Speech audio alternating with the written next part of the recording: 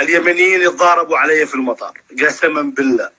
كل واحد يقول انضيفي امانه اني خلاص يعني هذه وين الاقيها؟ هذه فين الاقيها؟ ما لقيتهاش ولا عند اهلي في العراق ولا في اي مكان. اليمن وروني هذه الحاجه، وروني الحنيه الطيبه، يسالوا علي، يبعثوا لي رسائل امانه انه يعني ينسوني الغربه. انا عايش وحدي. الله يحفظك يا عم بسطي. حبيبي يا وائل، والله اني تعبت. انا من اذكر اليمن خلاص اتعب يعني، بس ايش اسوي؟ الله يستر عليك يا امجد حبيبي.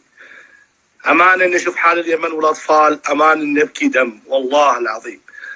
المشكله ما قتلوش ولا حوث، اللي يموت هو الشعب المسكين، اللي يموت هو الناس. يا رب الكعبه. من اذكر اليمن يا وائل امان اني اتعب. يعني انت مش يمني؟ لا من اذكر اليمن يا وائل امان اني اتعب. يعني انت مش يمني؟ لا موطني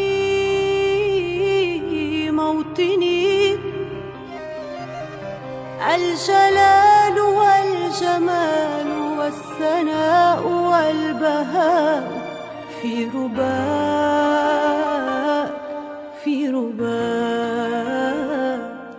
والحياة والنجاة والهناء والرجاء في هواك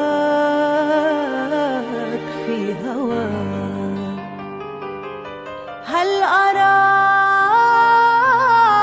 هل أراك